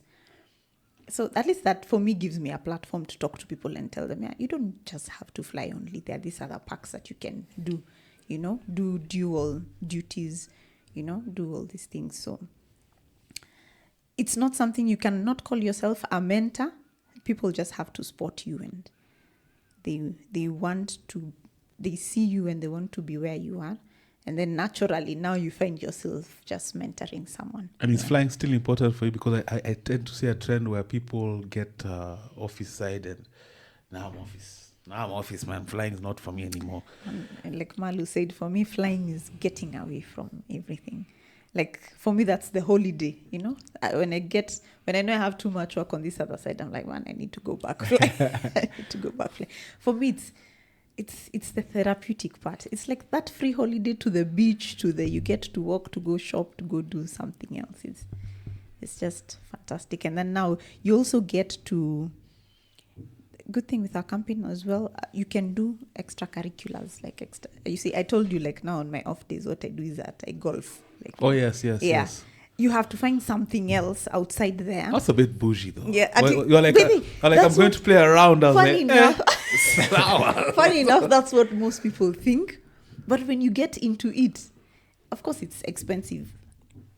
As you're starting, it could be expensive because people think, I must join a club here and there. I mean, I was lucky to just get into that space. But what it does to your mind is something different. And especially if you want to become a leader, number one, it helps you make decisions very fast. Because as you're hitting that ball, you have a target. This is where I want it to go. This is where I want it to land. This is the distance. So you already have your points and your two notes on, this is what I need to do. And to achieve this target, this is what I need to do. And you have to focus, put your head down. You hit it. The implementation is not what you had. You have to now adapt. Then now you have to adapt. So now you hammer yourself, you talk to yourself, you debrief yourself, and then you're like, now I have no time. I have to make another decision. So if there's anything that helped me, number one, make decisions faster, then the other thing is be confident, because you show up and play with random people who you don't even know. You can show up, play with people you don't even know, and you have to start up a conversation. Networking as Yes, well. and networking. And one thing that I never used to do is, but I was never this confident, funny enough. I'd be You've shaking given us- size Yuko No, you've given on the us- mic. I'll compliment you. Going on such a rich conversation. Yeah. Oh, okay, really. I think I remember telling you that I have not done this before, but if there's something that has brought about my confidence is golf as well. And then the other thing, it helps you forget the past. Like if you had a bad day, it helps you forget. If it's a bad shot, it helps you forget the bad shot. Then if you have a good shot, there's nothing that motivates you better than that. Like you're always looking for that. So if you want something good in your life, you have that drive for this is what and where I want to get. Then again, networking. Well, me, I'm not really there for networking, but I get to meet people who do something else other than aviation. Because I don't know if you'd agree with me, but if you hang around with people who are only in aviation, you have tunnel vision. You're just thinking a certain way. You don't know how someone else who's a doctor, who's a lawyer, who's in marketing, who's in baking, how do they think? How are they making it in life? I always say I think that diversion I had with my struggle, Yeah. at least implemented that in my mind early. So, I mean, look at what we're doing. I'm a pilot, but look at what Exactly, we're look at doing. that, yeah. So for me, I realized that very quick. It can easily become an echo chamber. Yeah. Oh, Mazay, are we going to Riyadh? Are we going to Qatar? And that's all you ever talk about morning, noon, and night. Meanwhile, you can miss out on so many other So many opportunities, things, points of view as well. Yeah, Because- like I'm sure when you're interviewing, I don't know, or when you're having these conversations with other people, like you pick so much from what they tell you, and you're like, oh, this actually can happen. Like there's just so much that you pick from people outside there, and that's what people forget. Guys in aviation are just like, you know what? It's just about flying, gossiping. We're the coolest. Because the the world. cabin crew, yeah, that's the Gali you know, FM. we just, yeah, Kume, you know Gali FM. Gali It's exactly FM, that. for context Wow, for the wow, viewer, it's a famous term. You correct me if I'm wrong. It's a famous term used to describe what happens in the cabin during flight when cabin crew convene to just talk about gossip, what's happening, Exactly. who did What's what, the hot news, who's with who didn't you do know, what. and who didn't do what. It's The Gali exactly FM. that. It's exactly that. But I think we've got everywhere. That's been a fantastic conversation as we land the plane both literally and figuratively. The reason I picked Chris also is this guy has a fantastic voice. If you ever hear him on the PA, it's something to actually. It's radio-esque. See, he gives us a Yeah, demo. in fact, demo. that's why I wanted now to move to. I want you to do for us a typical PA that you do. So give us a typical PA of a flight to wherever you decide. I just do the one we did today. Yeah. Go ahead. Diani for Diani. Fair enough. So should I mention names? Yeah. For the captain and the FO. For the captain, just say maybe we can use her name. Then I can be the I FO. was giving you blessings for captain. You can use. I'm the Captain captain. Eric. Ah, Yeah, I'm right. the captain. What's your second name? Ruth Mwaura. Mwaura. All right. So you guys are ready? We are ready. A very good evening to you once again, and a warm welcome to you, Diani. Ladies and gentlemen, we have just landed at Diani Airport. And for your comfort and especially for your safety, please do remain seated with your seatbelt securely fastened until this aircraft comes to a complete stop and the seatbelt sign is switched off. And remember to look, there is a pocket in front of you for any small personal items. Even a pleasure during the flight. And to minimize contact with touchpoint areas, cabin crew will open the overhead bins for you. This application will be in batches, starting with the rows next to the door. And therefore, we urge you to please do remain seated as cabin crew open the overhead bins for you and do wait for your turn. Do disembark. And on behalf of Jumbo Jet Captain Eric Mutiso, together First Officer Ruth Mwaura, and in the cabin, Middle Cabin Attendant Chris Kainda, we wish you all a pleasant stay here in Diani. A pleasure having you all on board. Hope to see you all on board once again. And for all those on transit, either by air or by road, we wish you all safe journeys, pleasant journeys ahead. And to all the visiting passengers, we do hope that you enjoy the beautiful, magical Kenya. And to all the residents and Kenyans, we say, welcome home, karibuni nyumbani. I was your late cabin attendant, Chris Kainda. I hope to see you on the next flight. Asanteni and bye-bye. I'm coming back for this one, man. Hey, I cannot spoil that with my soprano. And the other day, funny enough, I was getting an outfit for an engagement I have. I think I talked about it with you off air for the company I work for. And I told them it's for an event. I'm hosting an event for my company. Like, where do you work? I told them I work. Okay. Then the ladies were like, I want to be cabin crew. I've been applying. In fact, you're the one that connected. So just to re-emphasize what you're saying, there are people who are really keen. They'd love to have the opportunity. I know so many. Kwanza cabin crews, I mean, it's such a hot cake. People really, really want the opportunity. I think we never appreciate it until you see. You know, it's that notion and theory for right now I want a GLE. You know, person who's the person, someone else is like, wow, I want what you're driving. The other person is like, yeah, person with a bicycle is like, I'd like to have that bicycle. Yeah, sometimes we forget to appreciate where we are. What are your aspirations? So I actually want to get into quality assurance and auditing. And probably it's not that I am expecting incidents and accidents, but I'd love to do like an accident and incident investigation, like for a real crash, you know. Hopefully nobody dies, but just I'm more inquisitive on why things happen the way that they happen and what can I do. So I'd like to go more into that. But the other aspect is also quality assurance and auditing and root cause. How can we make the aviation industry better? So, I want to join those auditing teams. Hopefully, IATA, KCA. Yeah, it will certainly happen. That's my.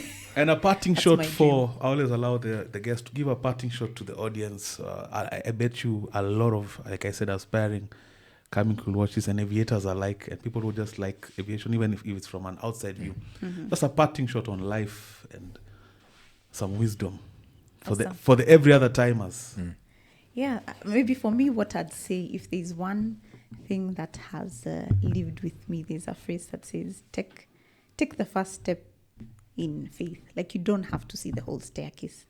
Take the first step in faith. So sometimes you don't even know what you want. You know, it gets to a point you don't know if you want to be a cabin crew. You don't know if it will work out for you. Probably think you're not pretty enough because you think that's what they look for. You think you're a bit fat or you're not light-skinned enough. Don't give yourself those excuses. Take that step. The rest will align. So, and this cabin crew is one of the best jobs. I've said it's the easiest that you can ever do, you know. It's the easiest thing that you can ever do. So take that step, apply, and ask God, you'll figure it out later. Ladies and gentlemen, Ruth Mwaura, Chris Kainda, it's been an Airmen episode. I hope you've learned. I hope you've walked with us this journey. I really enjoyed this conversation. Thank you guys for coming. Thank you. Thank you so much for representing so well. I think it's been an amazing conversation. I look forward to future engagements. Sante. I really can go on and on, by the way. It was a great conversation. We'll definitely have another session. This is something I'll be doing periodically. Airmen, as by popular demand, finally, we brought the lady. And I think you've done an amazing job. So have you. Thank you so much for coming. Thank you so much, Elk. Every other time, if you haven't subscribed, please do subscribe. It's been an amazing episode. Until next time, it's a wrap.